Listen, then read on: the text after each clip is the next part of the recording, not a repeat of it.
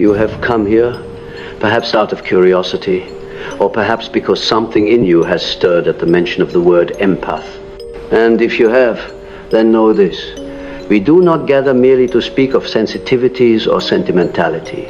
No, we are gathered here to invoke the ancient patterns that lurk beneath what the modern mind naively calls feelings. When I speak of the empath, I do not speak of a gentle soul who simply feels what others feel. I speak of a psychic conduita lightning rod through which the unconscious of the world pours itself. And that is not always a blessing. Empathy, in its most popularized form, is celebrated. Yet we must beware of concepts made too easily digestible by the collective. When a thing is popular, it has usually been stripped of its power. The empath, as I have encountered through dreams, patience, and archetypal visions, is not a smiling spiritual caricature. No, the true empath is a bearer of weight, a carrier of shadows, not their own, and they are often unaware of the forces that have possessed them. To understand this, we must look beneath the personal, beneath even the interpersonal. For the empath is not merely psychologically attuned to others. They are unconsciously vulnerable to the archetypal currents that animate those others. Imagine a village healer in the time of great storms, kneeling in a field and vomiting blood, not because they are sick, but because the land itself has fallen ill. That is an empath. They transmute what they do not own. They feel what was never theirs to carry. And unless they become conscious of this function, they are fated to be devoured by it. In one of my earlier dreams, long before I had the words to define the archetypes, I saw a woman standing on a bridge above a chasm. She had no eyes. Her hands were held out in front of her, trembling, as though she were both reaching for help and warding something off. Below her, in the dark pit, were voices, many voices, crying out in despair, in longing, in confusion. The woman could not see them, but she felt them, and her body bore the pain of each cry like a wound. That woman is the empath. Her blindness is not literal, it is the blindness to the origin of her suffering. She does not know where the voices end and where she begins. She is the psychic sponge, but no one has taught her to wring herself out. There is great danger in being an open vessel without a vessel's wisdom. You see, the unconscious has no moral compass. It is a cauldron, both sacred and chaotic. When an empath opens themselves to the psychic material of another, whether intentionally through compassion or unintentionally through energetic permeability, they invite into themselves the unprocessed matter of that person's shadow. And most people walk the earth with shadows trailing long behind them, untouched, unloved, feared. That which is unloved in one person seeks refuge in another. And the empath, if unguarded, becomes that refuge. There is a story from African tribal lore, one I encountered in my studies, of a young dreamer who would walk the edges of the forest and hear the cries of spirits who had no name. These spirits would whisper into the dreamer's ears, not with words, but with feelings, sudden waves of grief, of terror, of longing. The dreamer began to weep at odd times, tremble in stillness, laugh when no one had spoken. The tribe, fearing possession, summoned the elder. The elder did not exorcise the spirits. He taught the dreamer to speak with them, to name them. This is the lesson I give to you now. To be an empath without discernment is to become a playground for disowned archetypes. But to be an empath who names what they carry, that is the path of the alchemist. You may think it is enough to say, I feel what others feel, but you must go deeper. Why do you feel it? Where does it enter you? And what are you doing with it? Because empathy can be a subtle possession. The unconscious is a trickster. It does not always arrive with horns and flame. Sometimes it comes as compassion so overwhelming that it drowns you. Sometimes it comes as a need to help, so compulsive that it destroys your own boundaries. Sometimes it comes as love for a person whose shadow has latched onto your soul and mistaken your body for its graveyard. I have seen empaths fall in love with the very people who are destroying them, not out of weakness, but because they have been unconsciously seduced by the other's wounds. They feel the ache, And in feeling it, they become the caretaker, the savior, the silent sponge. But there is a dark marriage in that what I have called enantiodromia, the reversal into the opposite. The healer becomes the harmed. The bearer of light becomes the host of another shadow. And the longer this unconscious dynamic persists, the more the empath begins to lose the thread of who they truly are. If you are an empath, you must understand your gift is not simply emotional, it is psychic, and it is archetypal. You are attuned, not just to feelings, but to the collective currents that shape humanity itself. When someone enters your presence, it is not just their smile or their tears you register. It is their lineage, their buried gods, their unlived lives.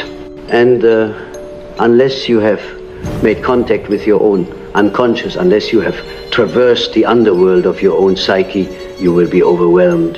There is a temptation in the spiritual world to romanticize sensitivity, to wear it as a badge. But in the world of the soul, no gift is purely light. All light casts shadow. And empathy, perhaps more than any other function, invites shadow to the surface. Do you know what happens when a person represses rage for years? It does not disappear. It waits. It finds a home in the psychic field. And when such a person encounters an empath, especially one who is unconscious of their own unresolved anger, that rage jumps. It leaps like fire into dry wood. And the empath, overwhelmed, may begin to feel irritable, depressed, inflamed, not realizing they are carrying a flame that is not theirs. I once treated a woman who cried incessantly. Every time she entered my office, tears flowed before words. At first, she believed herself to be wounded by her parents, her lovers, her world. And indeed, there were wounds.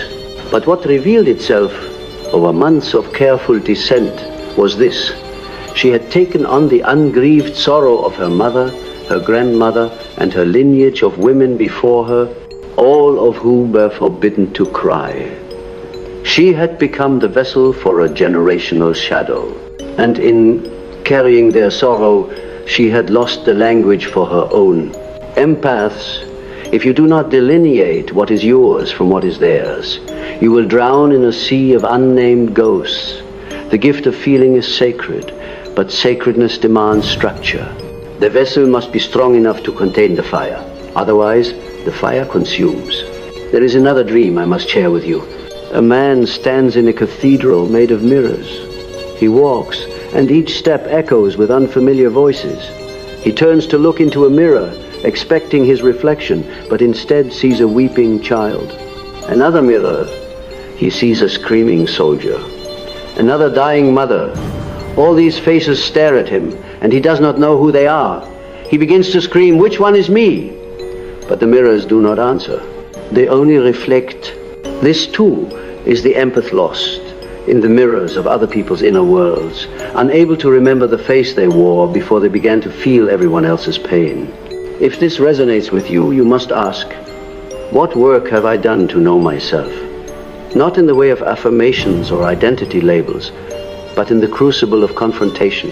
Have you stood in your own underworld and spoken to your shadow? Have you acknowledged the parts of you that use empathy to feel important, needed, even holy? Have you faced the dark pleasure that sometimes arises when you are the only one who understands someone else's pain? Ah, yes, even the empath is not exempt from shadow motives. Sometimes the act of helping others is a way of avoiding the self. Sometimes the burden of carrying everyone else's suffering is more comforting than the silence of facing your own. We are strange creatures. We dress our avoidance in virtue, and the unconscious, ever subtle, smiles behind the veil. Empathy is not salvation. It is a threshold. To cross it wisely, you must learn the art of boundaries. Not the rigid walls of defensiveness, but the porous yet discerning membrane of the individuated soul. To say, I feel you, but I do not become you. To say, I see your wound, but I do not house it within my psyche. To say, I offer presence, not possession. And This, I believe, is the final aim, not to absorb the other, but to witness them. There is no greater tragedy for the empaths than to become invisible to themselves, to be so deeply merged with the suffering of others that their own soul fades into a whisper. And yet, it happens every day in marriages where one partner carries the emotions of the other like an unpaid servant. In families where the most sensitive child unconsciously becomes the emotional regulator for an entire household. In therapists, teachers, and ministers who confuse compassion with codependence. This confusion is not benignant, is archetypal possession. The empath, without the ballast of inner work, becomes absorbed by the wounded healer archetype, also known as Chiron in myth. And when Chiron rises in the psyche unexamined, it demands suffering as a rite of purpose. One begins to believe they are meant to hurt, that their value lies in their capacity to suffer alongside, or even for others. This is a distortion. It is the shadow of the healer complex, where one's identity becomes tethered to pain. Not the conscious, transformative pain of shadow work, but the endless reenactment of unconscious service to the brokenness of others. The empath loses autonomy, not out of kindness, but because the archetype has taken the reins. You must understand, archetypes are not metaphors. They are living patterns of psychic energy, older than language, older than history. When you feel pulled to help, when you feel exhausted after entering a room, when you feel elated by being needed, pause. For these are not simply your feelings, they may be the voices of invisible forces acting through you. The archetype of the savior, the martyr, the mother, even the seducer, all of these can slip into the unconscious empath and animate them like a puppet on spiritual strings. But puppets do not individuate, they perform. To become whole, the empath must begin the dangerous, sacred act of separation. Separation not from love, but from entanglement. Not from presence, but from fusion. This is not coldness. This is warmth with a spine. It is to stand before another's anguish and say, I will not abandon you, but I will not bleed for you. It is to feel the tidal wave of someone's unspoken grief and say, I will sit beside you, but I will not become the ocean. There is an image that arises now, a dream from one of my patients. A forest, ancient and tangled, with roots that reach like fingers through time. In the center, a stone well, deep, bottomless. Around it sit the empath men and women with hands cupped over their hearts, weeping, and in the well, the shadows of those they love. The empaths peer in, hoping that if they cry enough, care enough, they might draw those shadows into the light. But the well has no end, and the tears feed it. This too is what happens when empathy becomes compulsive. It feeds the very darkness it hopes to redeem. For there is a secret that few dare speak. Not everyone wants to be healed. Not every soul is ready to awaken. And the empath who confuses their gift with responsibility will spend their life trying to pull the unwilling from the depths and, in doing so, be pulled down themselves. You must discern. Does your empathy liberate you or entrap? Does your empathy honor the other's path or violate it by insisting they be elsewhere? Even healing can become control when it arises from fear. There are parents whose empathy for their children becomes suffocation, lovers whose sensitivity becomes manipulation, friends whose compassion masks a need to be irreplaceable.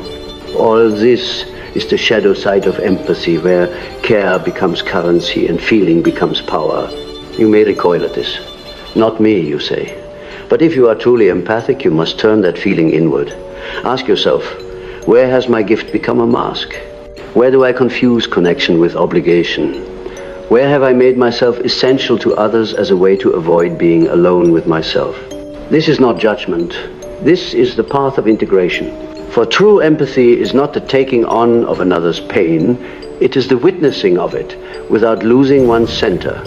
It is the art of standing in the fire of another's suffering and remaining unburned, not through detachment, but through deep rootedness in the self. And what is this self? It is the totality of who you are, not just your feelings, not just your light, but your shadow, your instinct, your history, your future. The self is not an idea. It is the living center of the psyche, around which the archetypes orbit like planets. When the empath finds this center, they cease to be porous. They become anchored. And from that anchor, true compassion flows not as sacrifice, but as strength. But this path is not easy. It demands descent. The empaths must go down into the underworld of their own psyche. They must meet the parts of themselves that enjoy being needed, that fear abandonment so much they merge with others to stay safe, that confuse intimacy with enmeshment. These are not flaws. These are survival strategies born of deep woundings, often from childhood, when sensitivity was either punished or exploited. I have worked with patients whose empathy arose from trauma. A child who learned to read her father's mood to avoid his wrath. A boy who became hyper-attuned to his mother's depression so he could pull her from despair with a joke or a hug. These children became empaths not from spiritual grace, but from necessity. And that necessity carved into them a hyper-vigilance that they later called a gift. But a gift that grows from fear must be purified. You must ask, who was I before the world told me to feel for others first? What part of me still believes that love must hurt? What would happen if I no longer absorbed the pain around me? Who would I be? And would I still be loved? These are not academic questions. They are initiatory thresholds. And it is here the empath meets their true test, to feel and to remain whole, to open the heart and keep the spine, to love without bleeding, to help without hollowing, to see the world suffering and not be defined by it. This is not detachment, it is mastery. Let me share one final image for now, though many more arise as we speak. A woman stands before a fire, in her hands a bowl. Around her a storm rages, voices screaming, winds howling, visions of pain and injustice spiraling through the sky. But she does not tremble. She lowers the bowl to the earth. In it, her own tears. She kneels. She whispers not to the storm, but to herself. I feel you, but I am not you. And in that moment, the storm begins to still, not because she absorbed it, but because she stopped resisting her own sovereignty. This is the true empath, not the sponge, but the vessel. Not the martyr, but the mystic. Not the savior, but the mirror. The deeper we travel into the archetypal landscape of the empath, the more we are drawn into the realm of dreams, for it is there that the truth of their gift begins to unfold without the censorship of the ego. The dream world does not flatter. It does not romanticize empathy as the culture does. It shows it in its primal form, raw, symbolic, alchemical. I once worked with a young man, tender and brilliant, who identified as an empath. He would walk into a room and feel an invisible weight pressing into his chest. He could not rest when others were in pain, but he was exhausted, as if his soul were dissolving into everyone else's story. He came to me not for insight, but because he feared he was disappearing. He brought me a dream. In the dream, he stood at the mouth of a cave. Inside, screams echoed. Faces of people he had loved and lost floated past him in the darkness, each calling his name. A child clung to his leg. A man bled at his feet. A woman reached out, skin like ash. He tried to run, but found himself rooted in place. And then, from the back of the cave, came a voice. Not a scream, but a whisper. You made this your temple. You made this your temple? That line, I told him, was not a metaphor. It was a diagnosis from the unconscious. He had built a psychic church from pain. He had mistaken suffering for purpose. In his desire to ease the world, he had turned himself into a sanctuary for every lost voice. But the soul cannot thrive in a temple built of ghosts. Dreams often show us what we dare not see in waking life. And for the empath, They reveal the hidden contracts we make with pain. If I suffer with them, they'll feel less alone. If I absorb their rage, they won't explode. If I disappear, they'll finally have room to breathe. But the unconscious does not reward martyrdom. It calls for balance, for truth, for the confrontation of the self. And so the empath, if they are willing, must take back what they have given away, not to become selfish, but to become sovereign. It is here that the path of individuation calls. Individuation is the process by which a person becomes who they truly are. Not a mask, not a reflection, not a sum of traumas or projections, but a whole being. And for the empaths, individuation begins with a confrontation, not with others, but with the parts of themselves they have exiled in favor of feeling for everyone else. They must descend into their own caves. They must ask, what is my anger trying to teach me? What is my grief hiding? What part of me has grown addicted to being the wounded one? And even more courageously, what part of me has become addicted to rescuing the wounded in others? This is not comfortable work. It shatters illusions. It strips the empath of their noble identity and reveals the wounds beneath the wound healer. It asks them to stop bleeding on altars that were never meant to hold them. And it demands the terrifying step of letting others feel their own pain. Let me be clear. Empathy, when conscious, is holy. But when unconscious, it is contamination. It is energetic boundary collapse. It is the flooding of the self by archetypal residue that does not belong.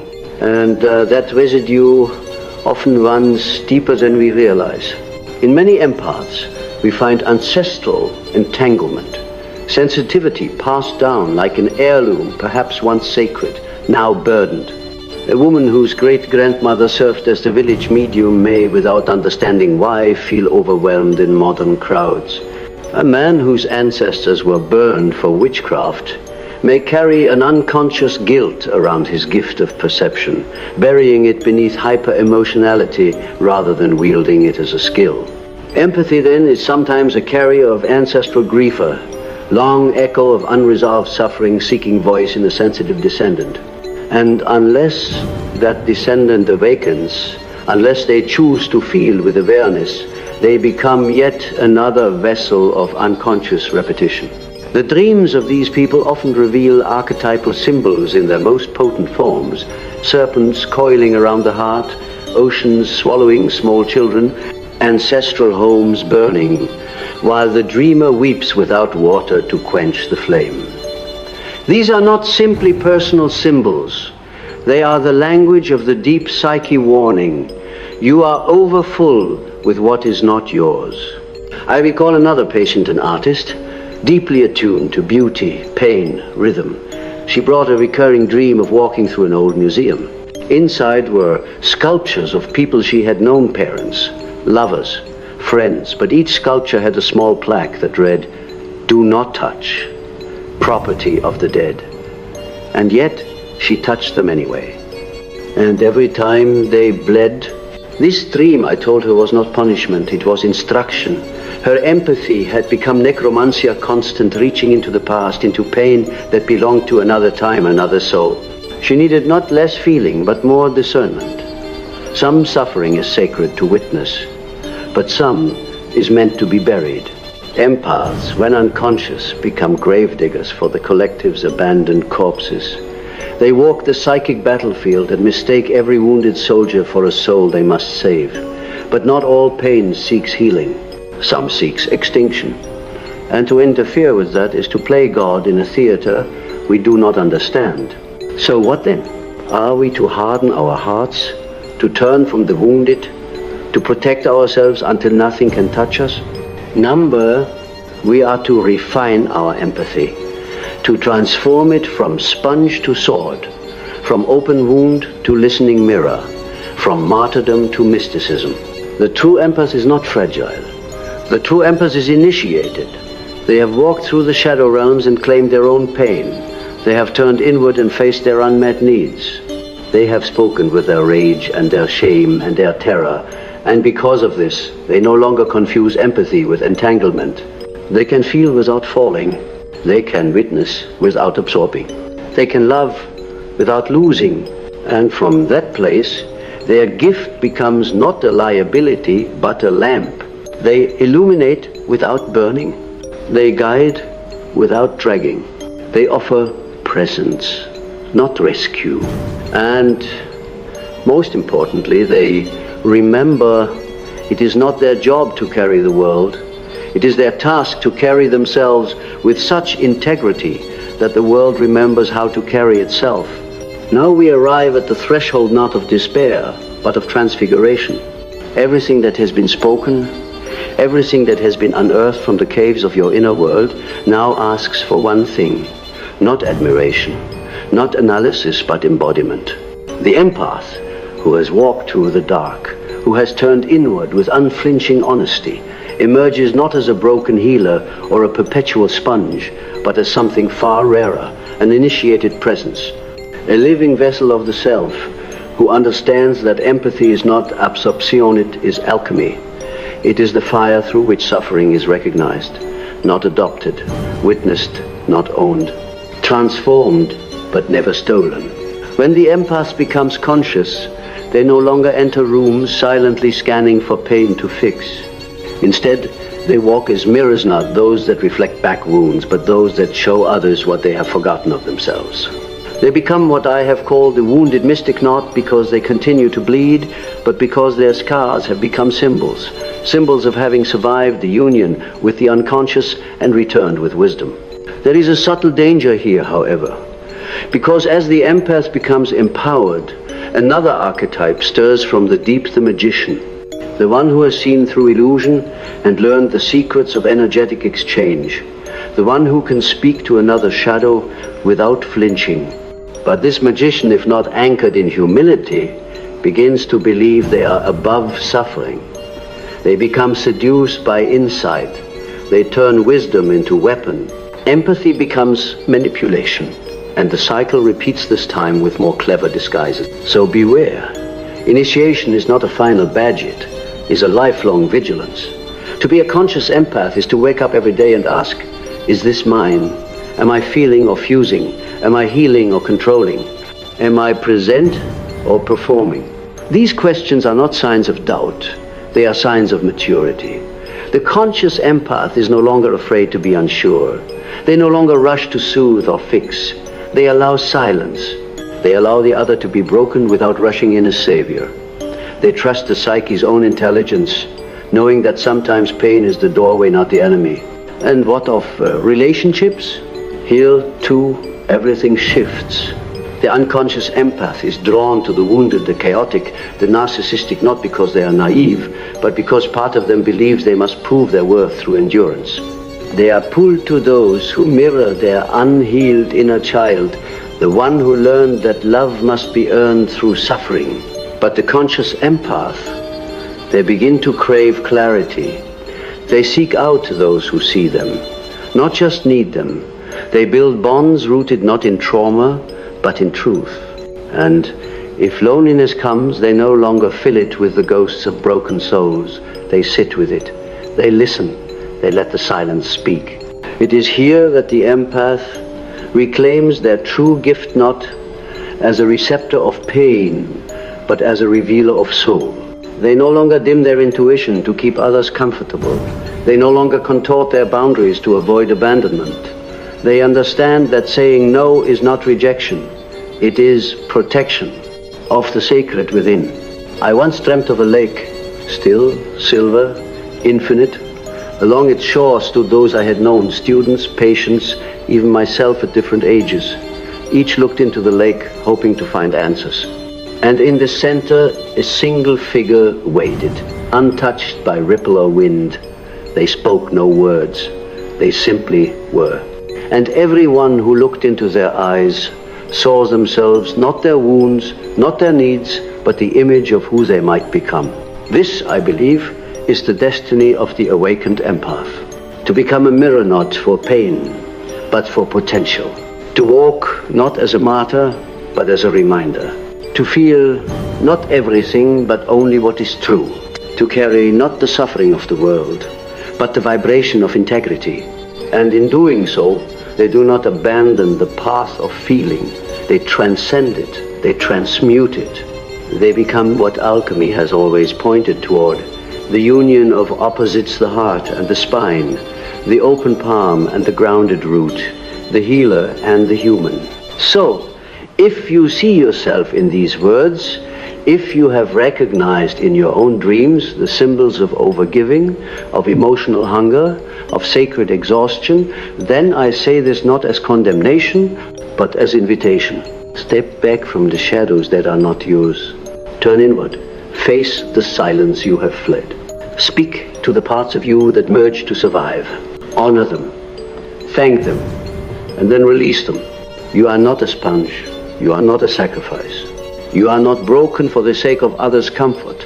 You are a living thresholder place where energy becomes meaning. A place where pain is met, not swallowed. A place where empathy becomes wisdom. And if you can hold this subtle fire, this delicate clarity, then you will not only survive your sensitivity, you will sanctify it. You will walk among the world's ghosts and no longer be haunted. You will witness pain without performing penance. You will feel without falling, and most importantly, you will return to yourself, not as a rescuer, but as a soul.